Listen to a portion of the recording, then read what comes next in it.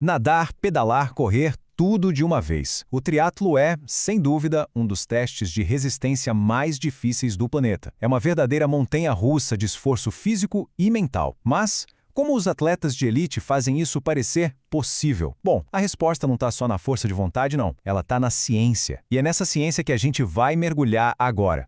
Pois é, essa é a pergunta de $1 milhão, né? O desafio não é só ser bom em um esporte, mas ser ótimo nos 3.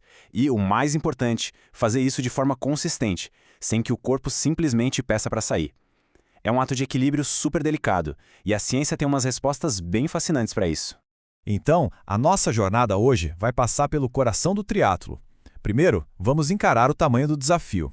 Depois, a gente desvenda o segredo do equilíbrio entre esforço e recuperação. Dali, vamos descobrir como treinar de um jeito mais inteligente para construir um atleta resiliente. E por fim, a gente dá uma espiadinha no que o futuro da performance nos reserva. Ok, vamos direto ao ponto. Treinar para um triatlo significa submeter o corpo a um volume de treino, assim, gigantesco. E com grandes volumes, claro, vem grandes riscos. E aí a gente entra num paradoxo interessante. Para melhorar, é preciso treinar muito. Só que treinar demais aumenta e muito o risco de lesões, de doenças e daquela fadiga que não passa. É uma briga constante. Cada sessão de treino precisa ser muito bem pensada para evitar um passo para frente e 2 para trás. E se liga nesse número, porque ele é bem impressionante. Metade, 50% de todas as lesões de treino no triatlo vem de uma só modalidade, a corrida. Pois é, o impacto repetitivo da corrida é, de longe, o maior vilão dessa história. Agora, olha só o contraste. A natação, por ter baixo impacto, representa só 7% das lesões. O ciclismo fica ali no meio, com 43%. Mas fica bem claro onde está o principal ponto de atenção para a prevenção, né? Os números mostram bem o tamanho do desafio. Então, se o volume de treino é ao mesmo tempo a solução e o problema, como é que se gerencia isso? A resposta está em entender a diferença entre o trabalho que se faz e como o corpo reage a esse trabalho. O pulo do gato está aqui, na distinção entre carga externa e interna.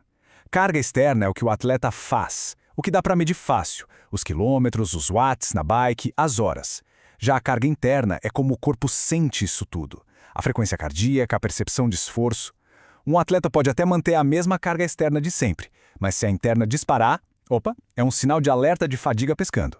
E quando esse equilíbrio se perde, a gente entra num estado bem perigoso chamado má adaptação.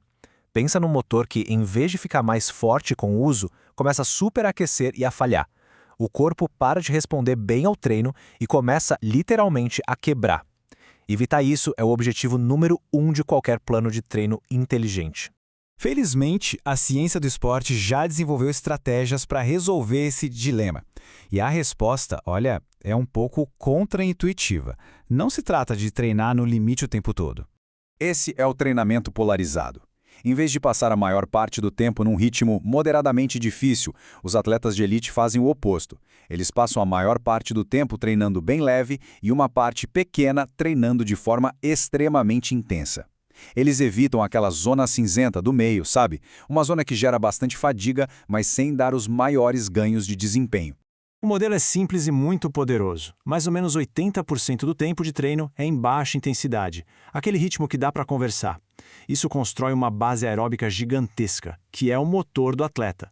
Os outros 20% são sessões curtas e de altíssima intensidade que realmente empurram o desempenho lá para cima. Ok, a teoria é ótima, mas como isso se traduz num atleta que raramente fica doente ou se lesiona? Vamos para a prática para ver como isso se constrói. O ponto crucial aqui é: consistência é tudo. E para ser consistente, não dá para olhar só para o treino. É uma abordagem integrada, envolve comportamento, como lavar as mãos, aumentos de carga de treino pequenos e graduais, priorizar o sono e, claro, desenvolver força mental para lidar com o estresse da vida e do treino. Um atleta saudável é um atleta que consegue treinar sempre. E aqui está um elemento que muitas vezes é esquecido por atletas de resistência. Essa citação da pesquisa é poderosa. O treinamento de força não só melhora a economia de corrida e a potência no ciclismo. Ele basicamente fortalece os tecidos do corpo, tornando o atleta mais robusto e resistente àquelas lesões por sobrecarga que são tão comuns na corrida. Certo! E para onde tudo isso está nos levando? a preparação para o triatlon, assim como o próprio esporte, está sempre evoluindo. Vamos ver como o futuro da performance está se desenhando. A gente está se afastando daquela mentalidade antiga de que mais é sempre melhor. A nova fronteira é entender que a progressão não é linear. O jogo é sobre aplicar a carga certa, no momento certo, e usar dados para monitorar a resposta individual de cada atleta. É uma troca da força bruta pela inteligência. E essa inteligência se espalha por todas as áreas.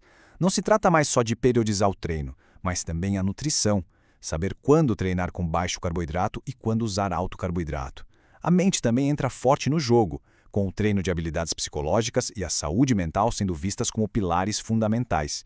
E tudo isso, claro, amparado por uma análise de dados cada vez mais sofisticada. Isso tudo nos deixa com uma última reflexão.